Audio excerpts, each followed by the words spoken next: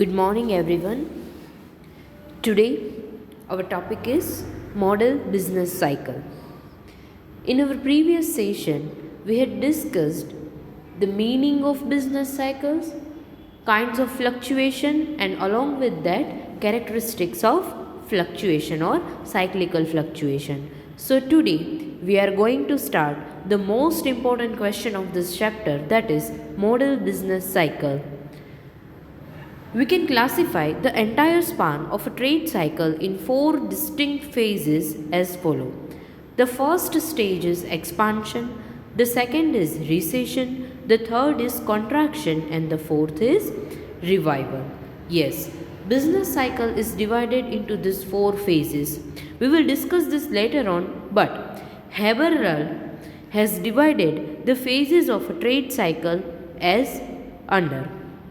In his book Propensity and Depression, the first stage is the upswing, the second stage is the upper turning point, the third is the downswing, and the fourth is the lower turning point.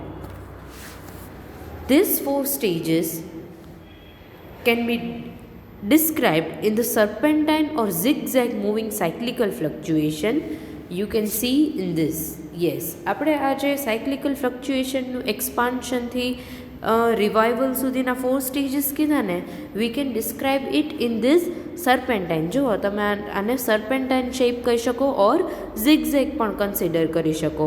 You can see first of all there will B expansion, then expansion will lead to recession will merge into contraction, and then again the economy will revive એટલે પાછી economy છે એ ઊભી થઈ જશે કોન્ટ્રેક્શનમાંથી, સાવ ડિપ્રેશનનું level હોય એમાંથી revive થઈ જશે, and again it will lead to expansion, recession, contraction and revival. So it is a continuous process. Business cycle, as I have told you, it is the alternative wave of expansion and contraction. So it will continue to move on. Now let us discuss the description of a model business cycle. Here we will discuss the business cycle in detail, model business cycle. Now we have already discussed that no two trade cycles are exactly alike. કોઈ પણ બે trade cycle છે ને ક્યારે એક સરખી નથી હોતી. Business trade cycles are different, and that is why we can not actual જે બિઝનેસ સાયકલ છે ને we can not define that, but rather than that we can describe a model business trade cycle. જે actual trade cycle છે ને એને તો આપણે define ન કરી શકીએ, બિકોઝ કોઈ બે ટ્રેડ સાયકલ ક્યારેય એક્ઝેક્ટલી સેમ હોતી જ નથી. તો આપણે એનું એક મોડેલ છે બિઝનેસ સાયકલનું એ અહીંયા ડિસ્ક્રાઇબ કરશું. But the first point is that assumptions of the equilibrium. Here we assume that the economy is in the state of an equilibrium to begin with. અહીંયા આપણે એવું અઝ્યુમ કરીએ છીએ કે ઇકોનોમી છે એ ઇક્વિલિબ્રિયમના સ્ટેટમાં છે. નાઉ ઇક્વિલિબ્રિયમ છે એ ક્યારેય પણ એકચ્યુઅલ પ્રેક્ટિસમાં જોવા નથી મળતું, but it would be convenient if the starting point is from the equilibrium, so we can define the fluctuations or the wave like cyclical fluctuation in proper manner. એટલે ક્યારેય ઇકોનોમીમાં છે ને ઇક્વિલિબ્રિયમ તો બહુ રેરલી, આમ તો હોતું જ નથી ક્યારેય, બટ અહીંયા આપણે જો બિઝનેસ સાયકલ ઓર ટ્રેડ સાયકલને ડિફાઇન કરવી હોય તો ઇટ વિલ બી બેટર કે આપણે એને ઇક્વિલિબ્રિયમના પોઈન્ટથી સ્ટાર્ટ કરીએ. And during the state of equilibrium there is no move from the entrepreneur to either expand or contract their activities. એટલે ઇક્વિલિબ્રિયમમાં શું થશે કે એન્ટરપ્રિન્યોર્સ છે ને એ પોતાની એક્ટિવિટીઝ એટલે પ્રોડક્શન છે એ ઇન્ક્રીઝ, દેટ ઇઝ એક્સપાન્ડ પણ નહીં કરે અને કોન્ટ્રાક્ટ પણ નહીં કરે, દેટ ઇઝ ડિક્રીઝ. એટલે production or activity of the entrepreneurs will remain constant. There will be no expansion and there will be no contraction. Now there are disturbing factors also. The state of equilibrium is attacked by many disturbing factors, and these disturbing factors are divided into two categories. The first is exogenous factors and the second is endogenous factors. Disturbing factors means what?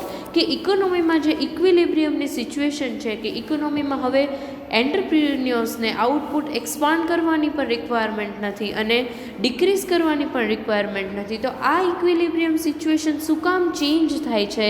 For that two types of factors are responsible. So let us discuss one by one. The first is exogenous factors.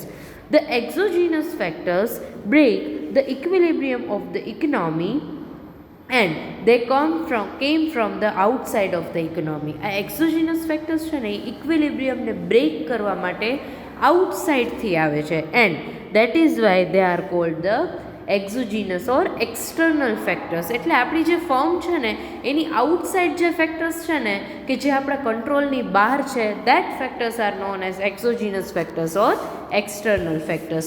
સે for example flood, earthquake, storms, inventions, situation of election, war.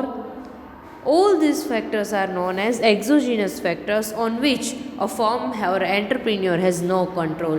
આપણે earthquake છે, flood છે, storm છે, નવા ઇન્વેન્શન્સ થતા હોય છે, વોરની situation create થાય, તો આવા ફેક્ટર્સને આપણે કંટ્રોલ ન કરી શકીએ. That is why this factors are known as external factors. Yes, so these factors definitely affect the business cycles and are responsible for the fluctuation of expansion and contraction. Now, the second is endogenous factors. Endogenous factors are internal responses of the different sectors of the economy to the external disturbance which we have discussed in the above point or in the exogenous factors. Endogenous factors શું છે કે આ જે external factors છે એમાં જે different sectors છે ઇકોનોમીના એ કેવી રીતે રિએક્ટ કરે છે, કેવી રીતે રિસ્પોન્સ આપે છે કે મારી ફર્મ છે અત્યારે વોરની સિચ્યુએશન છે તો એમાં મારી ફર્મ કેવી રીતે રિસ્પોન્સ આપશે, that is known as endogenous or internal factor. The nature of the internal reactions depends upon the economic situation in the country. હવે કઈ ફર્મ કેવું રિએક્ટ કરશે ને that is depend on the economic situation, કે આપણી કન્ટ્રીની economy અત્યારે કઈ સિચ્યુએશનમાં છે એના ઉપર ડિપેન્ડ્સ કરે કે કેવું રિએક્શન હશે. સો these are the exogenous factors and endogenous factors. Now let us describe or let us discuss our disturbance છે, this disturbing factors how affect or break the equilibrium. So trade cycle is divided into 4 stages. Let us describe how these disturbances influence the course of different phases of a cycle. The first is expansion. Now, first of all, we will discuss what is expansion. The process of expansion is constantly threatened or influenced by many forces as we have discussed above. આપણે જે બધા factors હમણાં discuss કર્યા ને એ બધા જ ફેક્ટર્સથી એક્સપાન્શનની process છે એ influence થાય છે. સે for example under the situation of war, earthquake, manufacturers or entrepreneurs will expand or increase their activities to cope up with the rising demand created by the war. હવે આપણી કન્ટ્રીમાં અત્યારે વોર ડિક્લેર થાય તો સૌથી પહેલાં આપણે લોકો શું કરીએ કે સ્ટોક કરવા માંડશું કે ફૂડ છે કે બીજી કોઈ નેસેસિટી છે, એવી બેઝિક નીડ્સ છે કે જેના વગર આપણને ન ચાલે તો આપણે એ બધી વસ્તુને સ્ટોર કરી લેશું સો દેટ આપણે પછી બહાર એના માટે લેવા માટે નીકળવું પડે નહીં. હવે બધા જ લોકો જો આવી રીતે સ્ટોર કરવા માંડે તો ડિમાન્ડ છે એ ઇન્ક્રીઝ થઈ જાય. એક જ એક્ઝામ્પલથી સમજાવું, જ્યારે કોરોનાની સિચ્યુએશનમાં લોકડાઉન આવશે એવું ડિક્લેર કર્યું કર્યું તો આપણે બધાએ દરેક વસ્તુના સ્ટોક કરી લીધો કે ફૂડ ગ્રેઇન છે કે 3 to 4 months માટે આપણે બહારથી લેવા ન જવું પડે અને ઘરે એના વગર અમુક મેડિસિન્સ છે તો જે વસ્તુ વગર આપણે ન ચલાવી શકીએ એવી બધી વસ્તુનો આપણે સ્ટોક કરશું તો માર્કેટમાં ડિમાન્ડ ઇન્ક્રીઝ થઈ જાય. પણ એ ડિમાન્ડને કોપઅપ કરવા માટે, એ ડિમાન્ડને ફૂલફિલ કરવા માટે સપ્લાય પણ ઇન્ક્રીઝ કરવું પડે. એટલે બધા મેન્યુફેક્ચરર્સ છે, એન્ટરપ્રિન્યોર્સ છે, એ શું કરશે કે પ્રોડક્શન છે એ ઇન્ક્રીઝ કરી દેશે. But there are bound to be some unemployed resources to start with the expansion in the production or to increase the output. એટલે શું થશે કે જો તમારે હવે આઉટપુટ ઇન્ક્રીઝ કરવું પડે તો અમુક જે અનએમ્પ્લોયડ રિસોર્સિસ હશે ને એને તમે હાયર કરશો. બટ આ સિચ્યુએશન છે ને એ બહુ લોંગ ટાઈમ માટે નહીં રહે. હવે શું થશે કે ઇકોનોમીમાં ફૂલ એમ્પ્લોયમેન્ટ લેવલ આવી જશે કે હવે તમારે જો પ્રોડક્શન ઇન્ક્રીઝ કરવું હોય ને તો નવા ફેક્ટર્સ ઓફ પ્રોડક્શન છે એ માર્કેટમાં અવેલેબલ નથી. Now if I want to increase the production at that time there are no labours, idle labours are not there in the economy. So what I have to do is કે જે મારા existing labours છે ને એની પાસેથી જ મારે વધારે output છે એ પ્રોડ્યુસ કરાવવું પડશે and because of that prices will increase. હવે જે એક્ઝિસ્ટિંગ લેબર્સ છે એ શું કહેશે કે જો હવે પ્રોડક્શન ઇન્ક્રીઝ કરવું હોય તો તમે અમારા વેજીસ છે એ ઇન્ક્રીઝ કરો તો જ અમે પ્રોડક્શન કરશું. એટલે આ તો એક લેબરની વાત કરી કે આવી સિચ્યુએશન આવે એટલે લેબરના વેજીસ ઇન્ક્રીઝ થશે. એટલે લેન્ડ, લેબર, કેપિટલ છે, બધા જ ફેક્ટર્સ ઓફ પ્રોડક્શન છે, રો મટીરિયલના પ્રાઇસીસ છે કે લેબર્સના વેજીસ છે, લેન્ડનું રેન્ટ છે, આ બધી જ વસ્તુના પ્રાઇસીસ ઇન્ક્રીઝ થાય એટલે કોસ્ટ ઓફ પ્રોડક્શન શું થશે? ઇન્ક્રીઝ થશે. હવે કોસ્ટ ઓફ પ્રોડક્શન છે એ ઇન્ક્રીઝ થાય તો ultimately prices will also increase. કારણ કે જો કોસ્ટ ઇન્ક્રીઝ થતી હોય તો કોઈ પણ એન્ટરપ્રિન્યોર છે એ વધારે પ્રોફિટ અર્ન કરવો હોય તો એની માટે પ્રાઇઝીસ ઇન્ક્રીઝ કરશે because cost plus profit is equals to price. So now હવે છે એ પ્રાઇઝીસ છે એ ઇન્ક્રીઝ થશે and along with the increase in the price in the economy, volume and velocity of circulation of money will also increase. So rising price get added strength due to the distortion of price cost structure in such a way as to enlarge the profit. એટલે profit enlarge કરવા માટે થઈને entrepreneurs છે, manufacturers છે એ પ્રાઇઝીસને increase કરશે. But આમાં શું થશે કે પ્રોફિટ છે એ કન્ટિન્યુઅસલી ડિક્રીઝ થતો રહેશે. રીઝન શું છે કે વેજીસ છે, ઇન્ટરેસ્ટ છે, રેન્ટ છે, ટેક્સીસ છે, એટલે અલ્ટિમેટલી કોસ્ટ ઓફ પ્રોડક્શન છે એ ઇન્ક્રીઝ થતી રહેશે. અને આ જે ઇન્ફ્લેશનરી પ્રાઇસ રાઇઝ છે ને it is universal but not uniform. એટલે આ પ્રાઇઝ રાઇઝ છે ને એ બધે થશે પણ એક સરખો પ્રાઇઝ રાઇઝ છે એ ક્યારેય નહીં થાય. So what will happen? Prices of the raw material will increase more rapidly than the prices of the semi-finished goods and prices of the semi-finished goods will increase faster than increase in the prices of finished goods. એટલે જેટલી સ્પીડથી row મટીરિયલના prices increase થશે ને એ semi finished goods કરતાં વધારે હશે અને semi finish ગુડ્સના prices છે એ finish ગુડ્સના prices કરતાં વધારે ઝડપથી ઇન્ક્રીઝ થશે. એટલે અલ્ટિમેટલી જે ફાઇનલ પ્રોડક્ટ છે એના પ્રાઇસીસ પણ એટલા ઇન્ક્રીઝ નહીં થાય. એટલે કોસ્ટ ઓફ પ્રોડક્શન છે એ ઇન્ક્રીઝ થઈ ગઈ અને એની સામે પ્રોફિટ છે એ ડિક્રીઝ થઈ ગયો. So this is the situation of the expansion કે પ્રોડક્શન છે એ ઇન્ક્રીઝ થાય છે અને એની સામે કોસ્ટ ઓફ પ્રોડક્શન પણ ઇન્ક્રીઝ થાય છે. So prices will also increase and it will lead to inflation in the economy which is known as expansion. But now the question is, how does expansion end? હવે આ expansion પૂરું કેવી રીતે થશે? That is the main thing. Now let us discuss how expansion ends in the economy. So initially શું થયું કે prices છે એ બધી જ પ્રોડક્ટ્સના ઇન્ક્રીઝ થઈ ગયા. હવે શું થશે? એક્સપાન્શન છે ને એ ઇનિશિયલી કન્ટિન્યુઅસલી ઇન્ક્રીઝ થશે but what will happen? Economy will finally break down.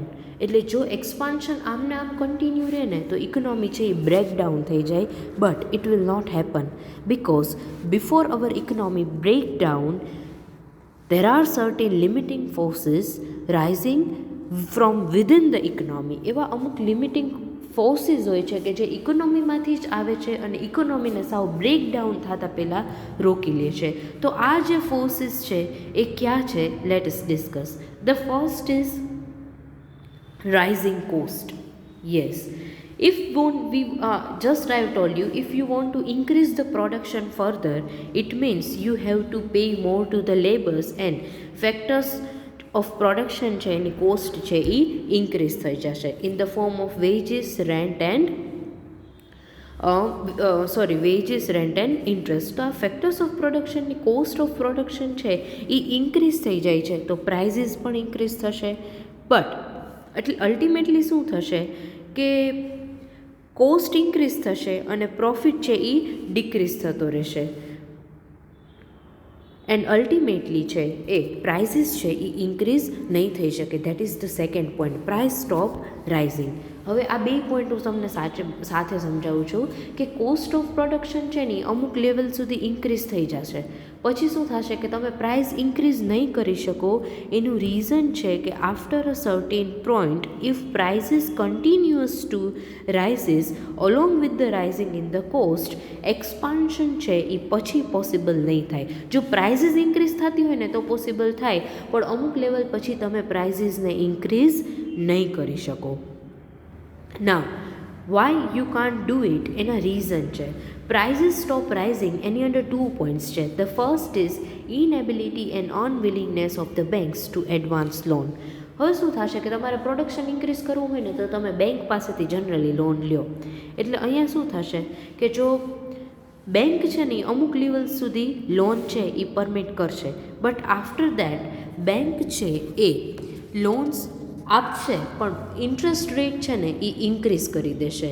And interest rate તો ઇન્ક્રીઝ કરશે બટ અમુક લેવલ પછી તો બેંક શું કહેશે કે હવે અમે વધારે લોન તો ગ્રાન્ટ નહીં કરી, બટ એના કરતાં જે પાસ્ટ પેમેન્ટ છે એ રીપે કેવી રીતે કરે બધી કંપનીઝ છે એના ઉપર વધારે ફોકસ કરશે. કે પહેલાં બેંકે જે લોન આપી છે બધી કંપનીને એનું પહેલાં રીપેમેન્ટ થાય ને પછી જ બેંક છે એ ફર્ધર લોન્સ છે એ પ્રોવાઈડ કરે. So after a certain point bank will not be able to provide further loans to the entrepreneurs because prices છે એ કન્ટિન્યુઅસલી ઇન્ક્રીઝ નહીં થઈ શકે. prices will stop rising because હવે બેંક્સ છે એ લોન્સ પ્રોવાઈડ નહીં કરે. rather than that they will focus on the repayment of the past loans and they will rise the interest rate. Credit rationing કરે. Credit રેશનિંગનો meaning શું થાય કે જે bank loan provide કરે છે ને ક્રેડિટ મની એની ઉપર કંટ્રોલ ઇમ્પોઝ કરી દેશે. that is known as the credit rationing. Then the second point is for the prices stop rising is that declining marginal propensity to consume. હવે second point શું કહે છે કે માર્જિનલ પ્રોપેન્સિટી ટુ કન્ઝ્યુમ છે ને એ reduce થઈ જશે. Marginal propensity to consume means what? તમે તમારી ઇન્કમમાંથી કેટલા સ્પેન્ડ કરો છો, that is known as the marginal propensity to consume. Now હવે શું થશે કે વેજીસ, ઇન્ટરેસ્ટ, રેન્ટ આ બધું ઇન્ક્રીઝ થઈ ગયું during the time of expansion. તો લેબરની ઇન્કમ પણ ઇન્ક્રીઝ થઈ બિકોઝ વેજીસ ઇન્ક્રીઝ થયા તો લેબર્સનું ઇન્કમ છે એ ઇન્ક્રીઝ થઈ. તો એ લોકોએ બધી જ વસ્તુઓ છે હવે પરચેસ કરી લીધી because of the increase in the income. તો હવે શું થશે કે અમુક લેવલ પછી તમે ડ્યુરેબલ ગુડ્સને ડિમાન્ડ નહીં કરો. હવે મારી પાસે જો ટીવી છે, ફ્રીજ છે, એર કન્ડિશનર છે, વોશિંગ મશીન છે, તો હવે હું એવા ગુડ્સને પાછી તરત ડિમાન્ડ નહીં કરું. તો હવે ડિમાન્ડ છે ને હવે ડિક્રીઝ થઈ ગઈ. ઇટ મીન્સ કે હવે તમે તમારી ઇન્કમમાંથી સ્પેન્ડ ઓછું કરશો અને સેવિંગ્સ છે એ વધારે કરશો. એટલે શું થશે કે ઇનિશિયલી વધારે અર્ન કરવાના પર્પઝથી જ્યારે માર્કેટમાં એક્સપાન્શન આવ્યું અને બધી પ્રોડક્ટના પ્રાઇસીસ ઇન્ક્રીઝ થતા હતા તો બધા એન્ટરપ્રિન્યોર્સે શું કર્યું કે પ્રોજેક્ટ સ્ટાર્ટ કરી દીધા કે કેવી રીતે આઉટપુટ છે એ વધારે ને વધારે પ્રોડ્યુસ કરતા હતા અને આઉટપુટ છે એ એક્સપાન્ડ કરી દીધું. પણ હવે શું થયું? ડિમાન્ડ રિડ્યુસ થઈ ગઈ અને સપ્લાય છે એ માર્કેટમાં ઇન્ક્રીઝ થઈ ગઈ. So now what will happen? the excess of supply will lead to recession because of the decrease in the price. Now prices cannot be increased further because of this factor. આપણે જે હમણાં ઉપર discuss કર્યા ને એ ફેક્ટર્સને લીધે હવે prices increase નહીં થાય, પણ એની સામે સપ્લાય તો ઇન્ક્રીઝ થઈ ગયું. તો હવે તમારે જો એ સપ્લાયને સેલ આઉટ કરવું હોય, સ્ટોક આઉટ કરવું હોય, જે તમે પ્રોજેક્ટ્સ ઓલરેડી સ્ટાર્ટ કરી અને વધારે ને વધારે આઉટપુટ પ્રોડ્યુસ કરી દીધું છે, એને ડિક્રીઝ કરવું હોય તો હવે તમારે પ્રાઇસીસ છે એ ડિક્રીઝ કરવા જ પડે, and it will lead to recession. Now let us discuss the second point, which is recession. Recession means end of expansion and start of contraction. રિસેશનમાં શું થશે? એક્સપાન્શન એન્ડ થઈ ગયું અને કોન્ટ્રેક્શનનો સ્ટાર્ટિંગ ફેઝ છે. Now liquidation in the stock exchange, money and commodity market are the sign of the recession. Stock એક્સચેન્જમાં liquidation થવા માંડે, money અને કોમોડિટી માર્કેટ છે એમાં પણ લિક્વિડેશન થાય, એટલે તમે એવું સમજી શકો કે આ રિસેશનનું સ્ટાર્ટિંગ છે. હવે જો સ્ટોક માર્કેટની વેલ્યુ ડાઉન થતી હોય, it means it will lead to losses in the business, and now companies will not go for the new issue of the securities, and what they will do, they will cut their orders with the manufacturers of the machinery and other capital equipments. એટલે companies શું કરશે કે જે એને પહેલેથી order આપી દીધા છે મેન્યુફેક્ચરર્સ ઓફ મશીનરી કે બીજા કોઈ કેપિટલ ઇક્વિપમેન્ટ્સ છે, એના મેન્યુફેક્ચરને ઓર્ડર આપી દીધા હોય કે મારે આટલા મશીન્સની રિક્વાયરમેન્ટ છે, એ ઓર્ડરને હવે કટ કરી દેશે બિકોઝ માર્કેટમાં રિસેશનની સિચ્યુએશન આવી ગઈ છે.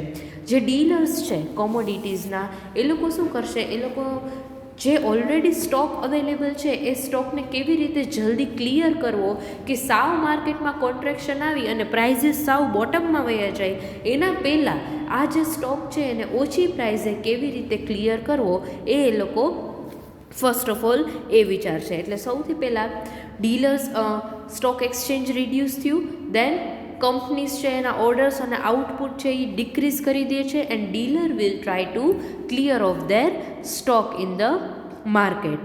સો એક સેલ્સ પ્રેશર ક્રિએટ થશે કે માર્કેટમાં કોમોડિટીના પ્રાઇસીસ એકદમ ડાઉન થઈ જાય, before that at least cost cover થઈ જાય એટલા પ્રાઇસીસથી માર્કેટમાં સ્ટોક છે એને ક્લિયર કરી દેવો. And along with that commercial banks છે they will refuse to provide new loan, and what will happen કે જે એક્ઝિસ્ટિંગ લોન્સ છે ને કોમર્શિયલ બેંકે જે ઓલરેડી આપી દીધી છે લોન, એને મેનેજ કરવી પણ ડિફિકલ્ટ થઈ જશે બિકોઝ ઓલરેડી માર્કેટમાં રિસેશન ચાલે છે, તો કંપની છે they have to bear losses. તો આ લોસીસમાં એ લોકો બેંકને કેવી રીતે ઇન્સ્ટોલમેન્ટ્સ પે કરે, દેટ વુડ બી ડિફિકલ્ટ. તો કોમર્શિયલ બેંક્સ છે એ નવી લોન્સ છે એ પ્રોવાઈડ કરશે નહીં.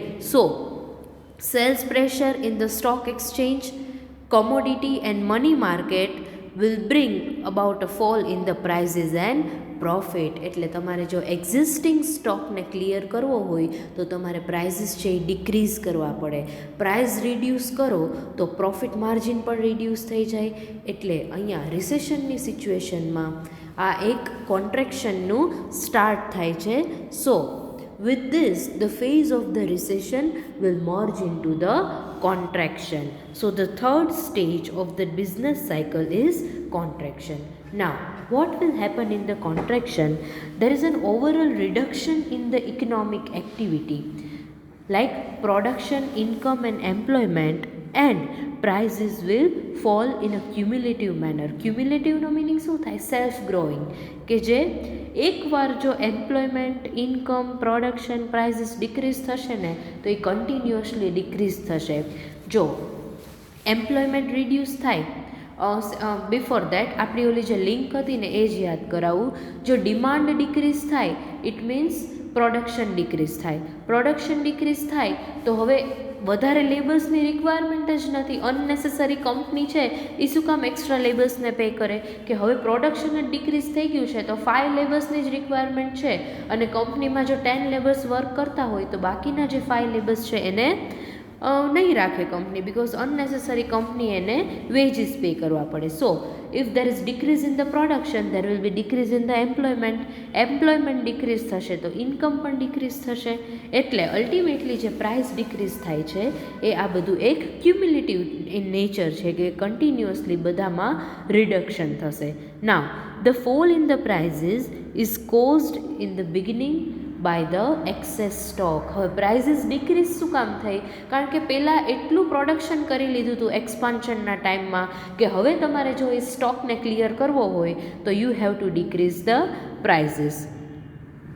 સો prices decrease થશે તો there will be reduction in the money supply, and along with the reduction in the money supply there will be decrease in the volume of the money and velocity of the circulation of money also.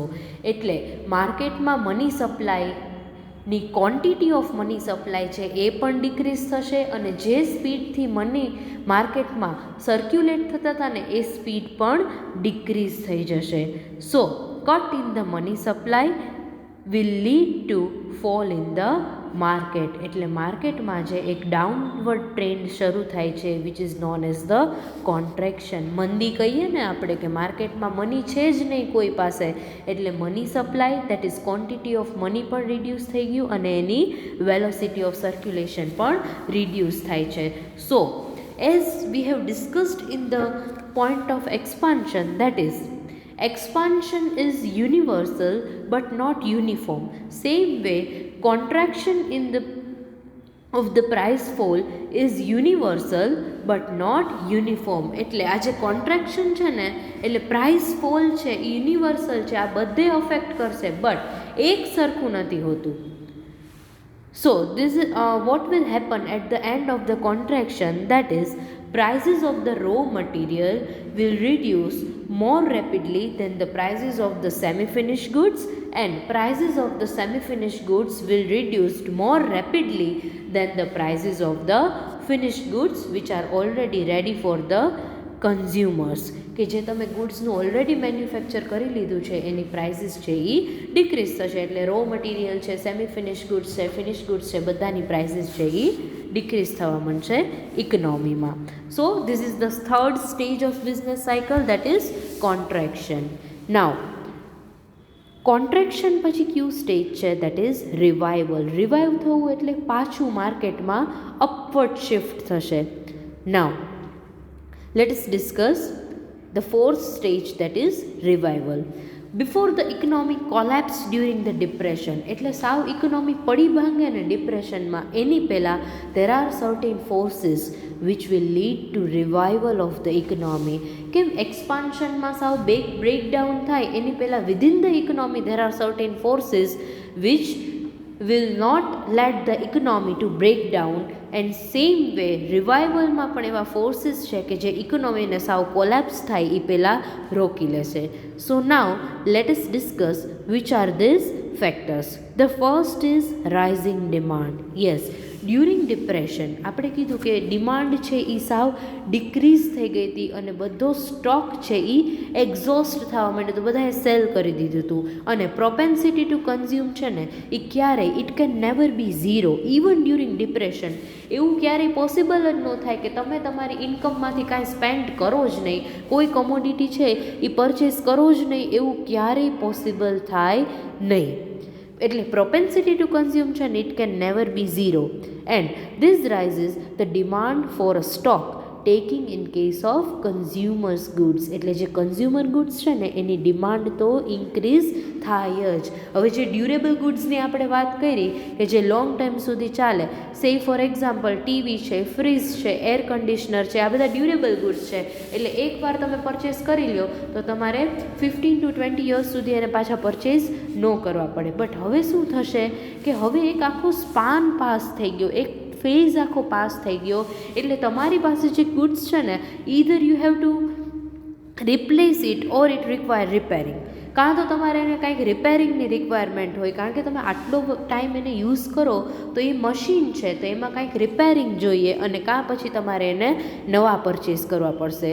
સો આ demand છે એને તમે postpone ન કરી શકો for a long period of time. You will go in to the market and you will purchase this goods. So what will happen કે demand છે એ ઇન્ક્રીઝ થઈ, ડિમાન્ડ ઇન્ક્રીઝ થાય તો પ્રોડક્શન ઇન્ક્રીઝ થાય, પ્રોડક્શન ઇન્ક્રીઝ થાય તો employment increase કરવી પડે, એમ્પ્લોયમેન્ટ ઇન્ક્રીઝ થાય તો ઇન્કમ ઇન્ક્રીઝ થાય, અને ઇન્કમ ઇન્ક્રીઝ થાય તો અગેન ડિમાન્ડ ઇન્ક્રીઝ થાય. તો જુઓ આવી રીતે માર્કેટ છે ને એ રિવાઇવ થાય.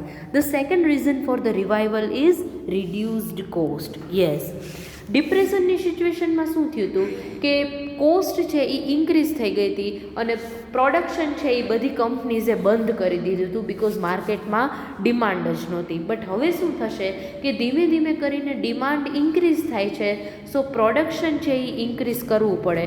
પણ ડિપ્રેશનમાં અનએમ્પ્લોયમેન્ટ ઇન્ક્રીઝ થઈ ગયું હતું ને કે પ્રોડક્શન જ બંધ કરી દીધું હોય તો લેબર્સની રિક્વાયરમેન્ટ જ ન હોય તો અનએમ્પ્લોયમેન્ટનો રેશિયો ઇન્ક્રીઝ થઈ જાય.